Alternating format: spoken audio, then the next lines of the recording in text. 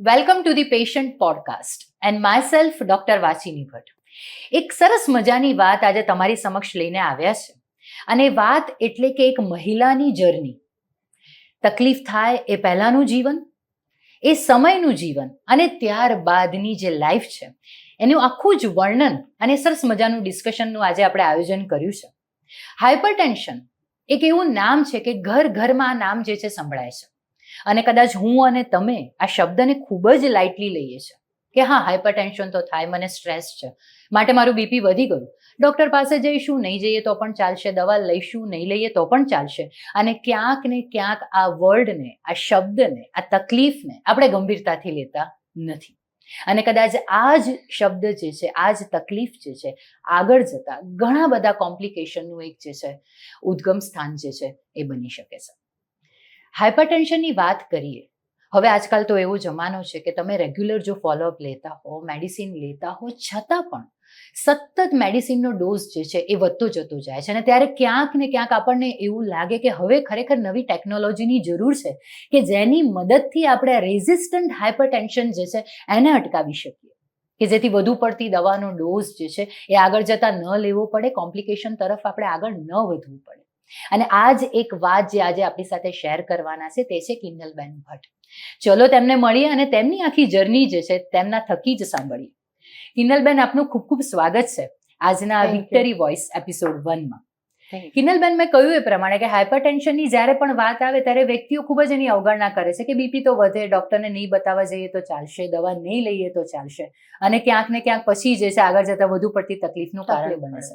જો તમારી જર્નીની વાત કરીએ તો હાઇપરટેન્શન જે છે એની શરૂઆત કઈ રીતે થઈ અને કેટલા વખત પહેલા એ ડિટેક્ટ થયું? આઈ થિંક 1984થી મારી બેબી બોર્ન થઈ ત્યારથી મને પ્રેશર છે. ત્યારથી હું ટ્રીટમેન્ટ લઉં છું હાઈપર પ્રેશરની.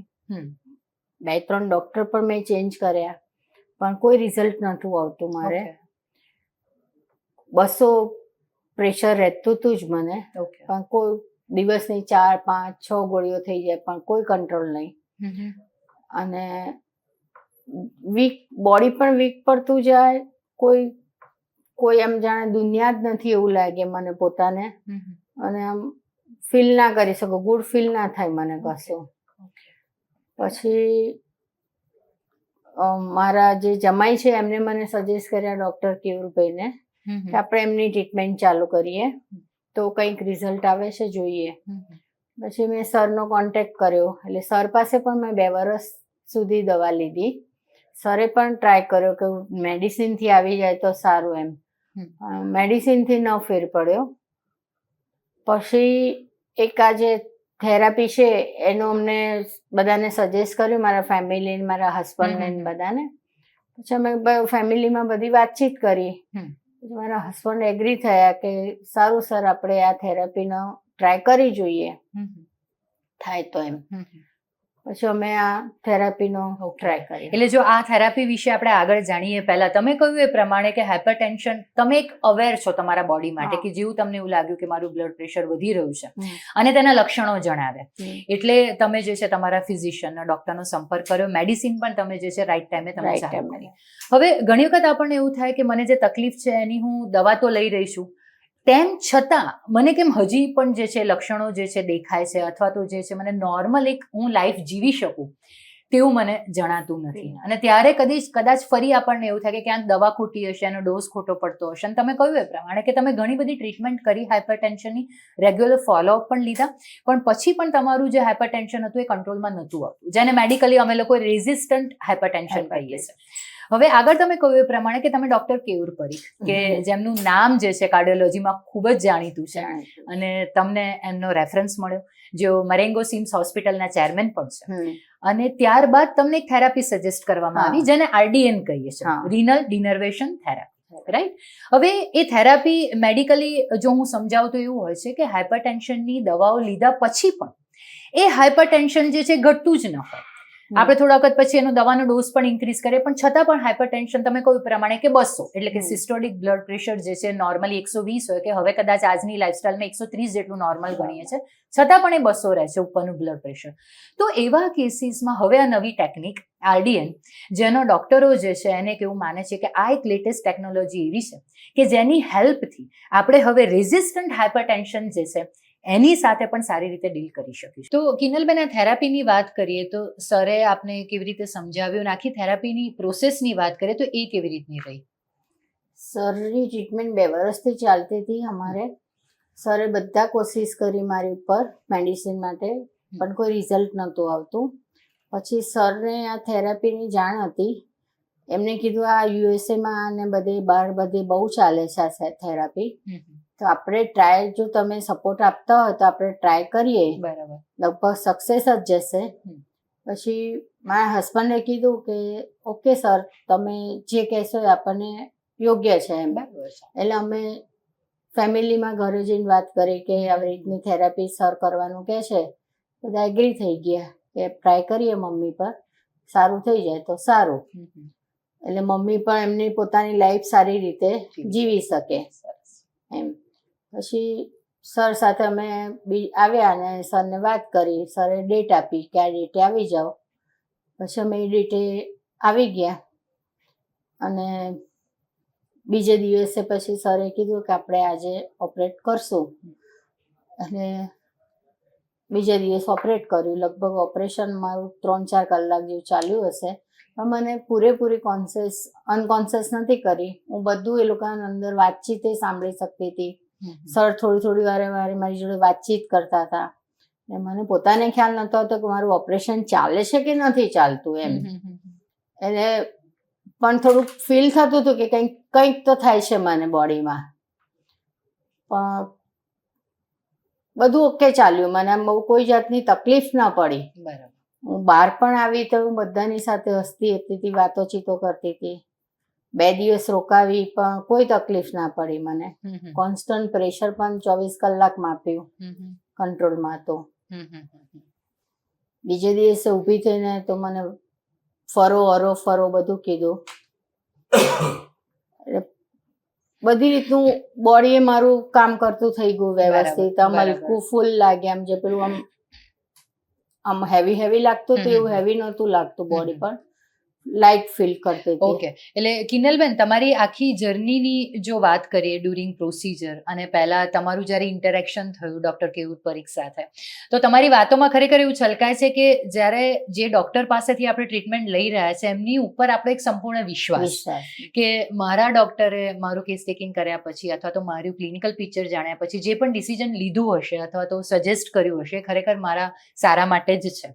અને એ સંપૂર્ણ વિશ્વાસ અને ત્યારબાદ ફેમિલી મેમ્બર્સનો સપોર્ટ કે એ લોકો પણ એગ્રી થયા કે ચલો ભાઈ, અમારી મમ્મી સાથે જે સર્જરી થવાની છે મમ્મીના બેટરમેન્ટ માટે છે, એટલે આગળ જતા જે છે મમ્મી પોતાની લાઈફ પહેલા કરતાં પણ વધુ સારી રીતે જીવી શકે. એટલે કેટલી બધી સપોર્ટ સિસ્ટમ અને ટ્રસ્ટની એક વાત અહીંયા બની જાય છે. અને જો હું વાત કરું કે તમારી ટ્રીટમેન્ટ થયા પછી, સર્જરી થયા પછી તમે એમ કહ્યું કે થોડાક કલાક પછી તમને જે છે ઘરે જવાની મંજૂરી મળી, અને ત્યારબાદથી લઈને અત્યાર સુધી તમારી જે રૂટીન લાઈફ પહેલા કેવી હતી અને હવે એમાં તમને પર્સનલી શું તફાવત લાગે છે? જ્યારે મને હાઈપર પ્રેશર રહેતું હતું ત્યારે મને પોતાને કોઈ જાતનું ફિલિંગ જ ના થાય. મને આમ બસ આમ આળસ આવે દરેક કામ કરવાનું. કોઈ કામ કરવાનું કોઈ કરે, ના મને નથી કરવું.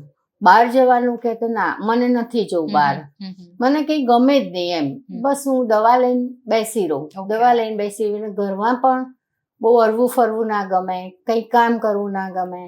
અને ઓપરેશન પછી ગુડ ફીલ થાય છે કે મને અત્યારે પોતાને એમ થાય છે હવે હું મારી લાઈફ સરસ જીવું છું. શું વાત છે! પહેલા કરતા હવે એમ થાય છે કે હમણાં જ મારા મેરેજ થયા અને હમણાં જ હું જીવી રહી છું. રીજુવિનાઇઝેશન કહી શકાય. એક્ઝેક્ટલી એ રીતનું. હવે મને આમ પોતાને એમ થાય અહીંયા ફરી આવું બસ એ રીતનું ગુડ ફીલિંગ થાય છે. ઓકે. એટલે બહુ જ સરસ. એટલે ખરેખર આપણને એવું થાય કે વ્યક્તિને જ્યારે એક જીવન જીવવાની ધગશ ફરીથી થાય કે ના હવે મારે જીવવું છે, હવે મારે ફરી લેવું છે અને હવે મારે બધું જ કરી લેવું છે. જે વસ્તુ અથવા તો જે રૂટીન એક્ટિવિટી પહેલા કરતા મને થાક લાગતો હતો કે સુસ્તી ચડતી હતી અથવા મેન્ટલી પણ મન નહોતું થતું, એ બધું જ હવે હું સારી રીતે કરી શકું છું અને વધુ જિંદગીને હવે સારી રીતે જીવવાની મારી એક ઈચ્છા છે. એટલે એ કદાચ જે છે ખૂબ જ પોઝિટિવ સાઇન કહી શકાય. અને ત્યારે ખરેખર તમને ને ફેમિલી મેમ્બર્સને એવું થાય કે અમે જે વિશ્વાસ મૂક્યો અમારા ડોક્ટર ઉપર અને જે અમે નિર્ણય લીધો એ ખરેખર સારો છે. હવે કિન્નલબેન, આ તો વાત થઈ કે તમારી જે જર્ની હતી એમાં ડોક્ટરનો સપોર્ટ કેટલો હતો, એમનું ગાઈડન્સ કેટલું હતું. મેરેંગો સિમ્સમાં જ્યારે આ સર્જિકલ પ્રોસિજર થઈ ત્યારે તમે 24 કલાકનો લગભગ તમારો અહીંયા સ્ટે હશે અમારી સાથે, અમારી હોસ્પિટલમાં 2 દિવસનો સ્ટે હતો.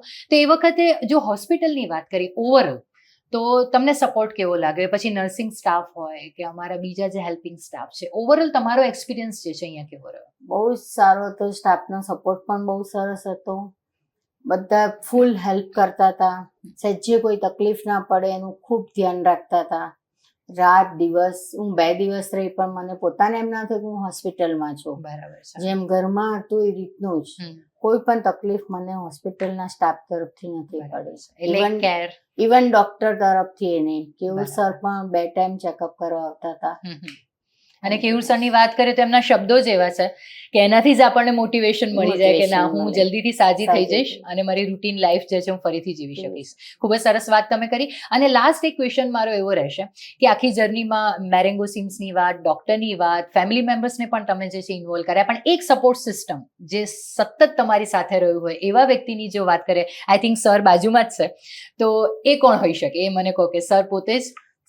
મારા હસબન્ડનો જેટલો સપોર્ટ ને જેટલો એનો ઉપકાર મારો એટલો ઓછો છે. ભગવાન ઈશ્વરને એક જ પ્રાર્થના કરું કે 7 બહુ સુધી આજ મળે. સર બરાબર ને? એમનો ફૂલ સપોર્ટ છે મને. એમ કોઈ પણ જેટલી વાર મારી બીમારી આવી, જેટલી વાર મને તકલીફ પડી, પણ એના સપોર્ટથી જ હું ઊભી રહી શકી છું. એને મને કોઈ દિવસ ડિવેલ્યુ નથી કરી મારી કે તો બહુ માંદી રહેશે કોઈ દિવસ. અને ફેમિલીનો સપોર્ટ ખરેખર આવી સિચ્યુએશનમાં ખૂબ જ જરૂરી છે. સાચી વાત. મારો દીકરો છે, મારી 2 દીકરીઓ છે, જમાઈઓ છે, બધાનો ફૂલ સપોર્ટ. એ મમ્મીને કોઈ તકલીફ ન પડવી જોઈએ. સર, તમે સપોર્ટ સિસ્ટમ રહ્યા જ છો અને માટે આજે તમે જે છે અમારી સાથે છો. મેમે કીધું એ પ્રમાણે કે આખી એમની જર્નીમાં અપ્સ એન્ડ ડાઉનમાં તમે સતત એમની સાથે રહ્યા છો. તમારો એક અનુભવ જો હું પૂછું કે એમની હેલ્થ વાઇઝની જે જર્ની છે તો એના વિશે તમે કહો કે કેવું રહ્યું? એટલે પહેલા બીપીના કારણે બધા ઘણા મેન્ટલી અપસેટ રહ્યા અને ઇરેટિક બિહેવ બી કરે. બરાબર. અને હવે આ ટ્રીટમેન્ટ થયા પછી અત્યારે સી ઇઝ ક્વાઇટ હેપી. અને અત્યારે પહેલા આપણે કંઈ બહાર જવાનું બી કહીએ તો બી ના પાડે. અને હવે તો સામેથી કે આપણે ક્યાંક જઈએ. અને અમે આફ્ટર ધીસ ટ્રીટમેન્ટ અમે ઘણા કમ્ફર્ટેબલ ચાલી રહ્યા છે અત્યારે. અને અમે અમારું ફેમિલી તરફથી we are thankful two mango seems અને થેન્ક્સ ટુ કેયુરભાઈ પરીખ સાહેબ, અને અમે ખૂબ ખૂબ આભારી છીએ. બરાબર છે. ઓકે, તો એવું કહી શકાય તમારા બંનેની વાતો સાંભળ્યા પછી કે જો એક સાચા ડોક્ટરનું માર્ગદર્શન હોય, એક એવી હોસ્પિટલ કે જ્યાં બધી જ ફેસિલિટી અને સર્વિસીસ હોય, અને બીજું મેડિકલ ફિલ્ડમાં જ્યારે અદ્યતન ટેકનોલોજી જે છે એ સતત જે છે મેડિકલ ફિલ્ડને મળતી રહેતી હોય ને આપણે એનો સાચા સેન્સમાં એનો બેનિફિટ લઈ શકીએ, અને સાથે સાથે ફેમિલીનો સપોર્ટ જો સતત હોય તો આ જર્ની જે છે આખી એને જે છે આપણે પાર કરી શકીએ. અને માટે જ આપણે આ એપિસોડનું નામ રાખ્યું છે વિક્ટરી વોઇસ, કે આપણી જે તકલીફો છે એને મક્કમ મનોબળથી અને આટલી બધી સપોર્ટ સિસ્ટમથી આપણે કઈ રીતે એની પર વિજય મેળવીએ છીએ અને આપણી જે રૂટીન લાઈફ છે એને ફરીથી કદાચ વધુ ધગશથી આપણે કઈ રીતે જીવી શકીએ છીએ. તો આ સરસ મજાના એપિસોડમાં તમે બંને અમારી સાથે જોડાયા તે માટે ખૂબ ખૂબ આભાર. Thank you.